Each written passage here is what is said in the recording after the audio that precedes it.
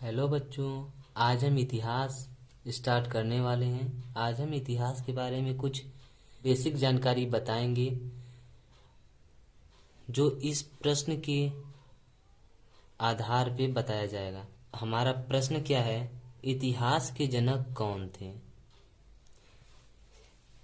तो पहले आप यह समझ लीजिए, जनक का मतलब क्या होता है। जनक का मतलब होता है पिता। इसका मतलब यह होता है कि इतिहास के पिता कौन थे। तो इतिहास के पिता जो हैं,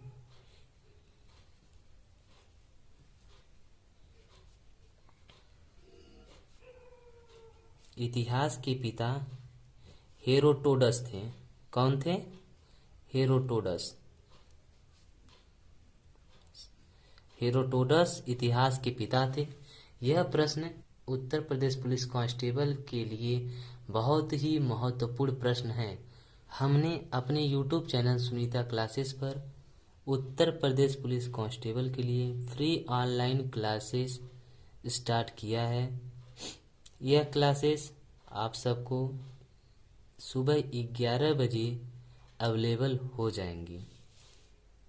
टॉपिक पर वापस आते हैं। हमारा प्रश्न था इतिहास के जनक कौन थे। इसका मतलब होता है, जनक का मतलब होता है पिता। तो इतिहास के पिता हेरोडोटस थे।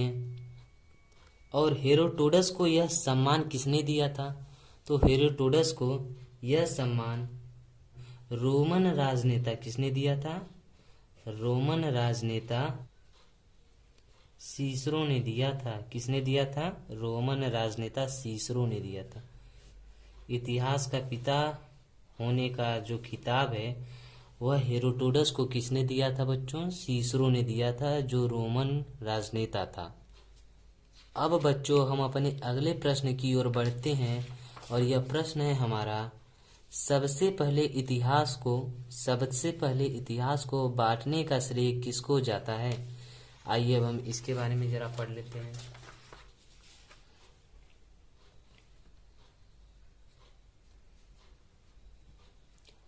तो सबसे पहले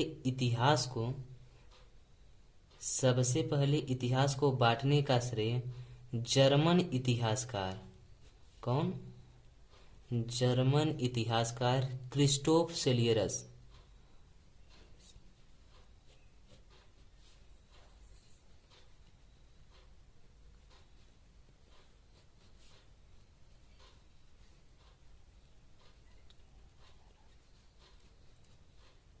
जर्मन इतिहासकार क्रिस्टोफ सेलियरस को जाता है। किसको जाता है?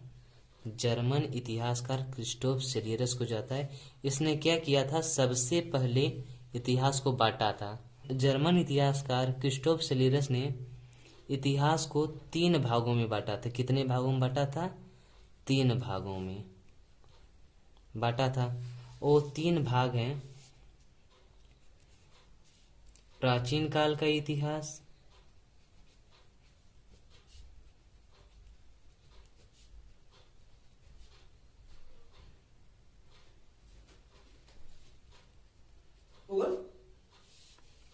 दूसरा है मध्यकाल का इतिहास,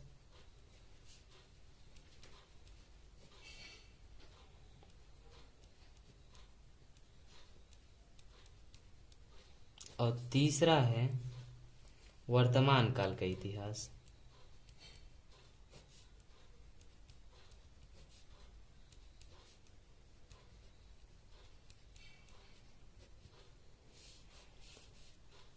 तो यह थी इतिहास के बारे में बेसिक जानकारी।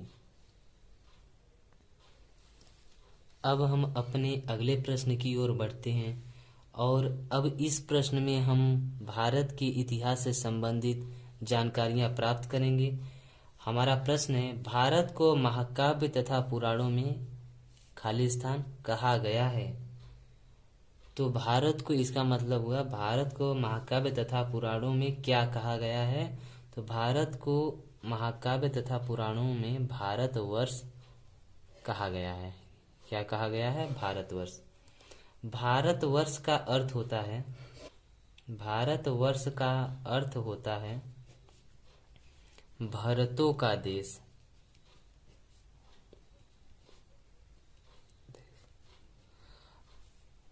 और इस देश में रहने वालों को क्या कहा जाता है? भारतीय कहा जाता है। इस देश में रहने वाले को भारतीय कहा जाता है। और भारतीय का क्या अर्थ होता है? भारतीय का अर्थ होता है भरत की संतान। भरत की संतान। ठीक है, ये समझ गए आप। अब हम अपने अगले प्रश्न की ओर बढ़ते हैं, जो है प्राचीन भारतीय अपने देश को खाली स्थान कहते थे। तो प्राचीन भारतीय अपने देश को जम्बू द्वीप कहते थे। क्या कहते थे? जम्बू द्वीप। तो प्राचीन भारतीय अपने देश को जम्बू द्वीप कहते थे। जम्बू द्वीप का अर्थ होता है, क्या अर्थ होता है? जामुन वृक्षों का द्वीप।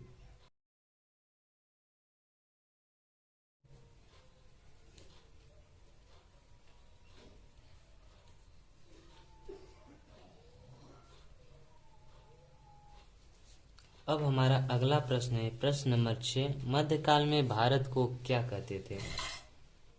तो बच्चों, मध्यकाल में भारत को हिंदुस्तान कहा जाने लगा था।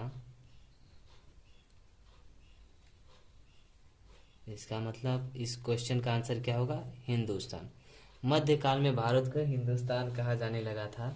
और भारत के इतिहास को 3 भागों में बांटा जाता है। अभी आपने पढ़ा भारत का इतिहास, तो भारत का जो इतिहास है इसको 3 भागों में बांटा गया है। कितने भागों में? 3 भागों में। जिसमें से पहला है, 3 भागों में पहला है प्राचीन भारत, दूसरा है मध्यकालीन भारत,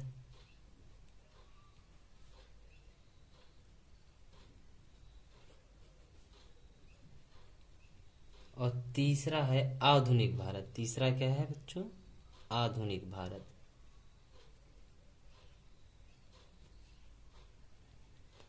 और कल हम सब पढ़ेंगे प्राचीन भारत के बारे में।